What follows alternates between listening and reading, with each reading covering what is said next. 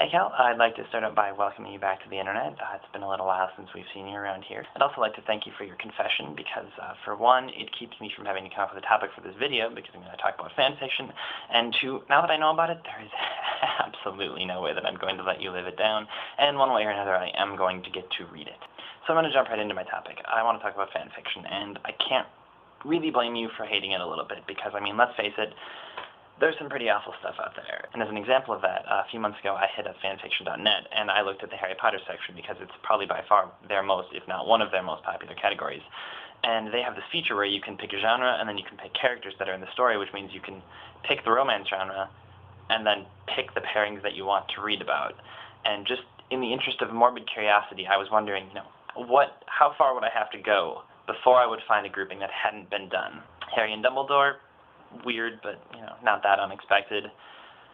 Harry and Dobby. Harry and Hedwig. I hate the internet.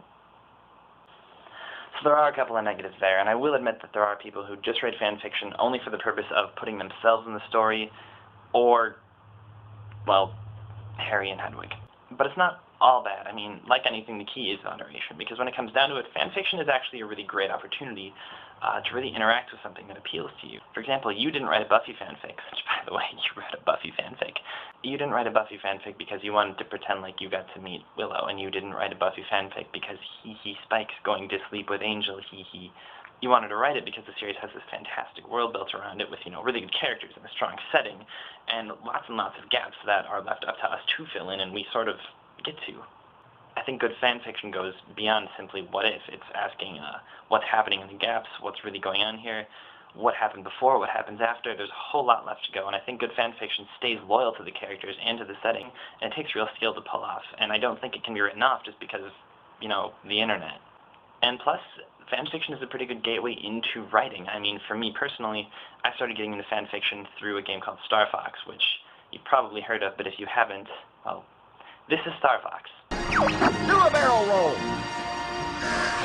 But the thing is, they actually built up a surprisingly big world around it. There's a full galaxy set up.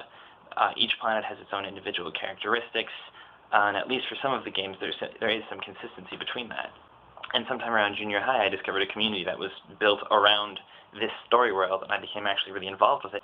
And it's really one of the first things that got me into writing, especially writing with the idea of writing with other people and, building upon something that was already there. And it gives you a lot to build off of. I mean, there's an idea that I came up with in, 8th grade that I never really finished that just continued to grow and evolve, and it's something that I actually still want to write, except, not as a Star Fox fan fiction anymore. It's gotten, I'd like to think, a little more complex since then and become its own thing. But the point is, this was a really good foundation to build off of, and if I hadn't ever done that, I don't know how into writing I would have gotten later on.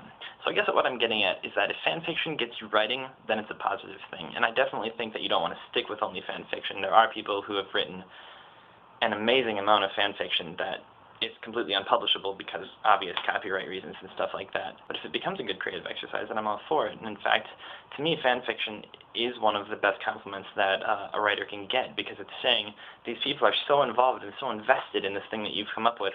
They want to fill in all the gaps that you either left out or didn't have time to do. They're that into your world.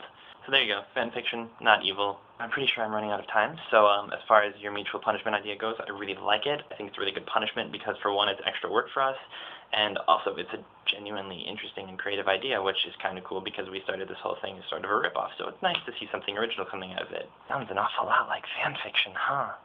So anyway, the only other thing I wanted to mention was a comment that you made about the Buffy song that I did. You mentioned that you felt bad about showing it to people because I was kind of embarrassed about it, which is true. But I do want to talk more about that in my next video, because I want to talk about ego, which I think is really important for writing. And I have a whole bunch of things to talk about, but I don't have time to say them now. So that's it. I'm looking forward to reading that Buffy fanfic. Until then, hopefully it will be less than 2 months before I see another video from you.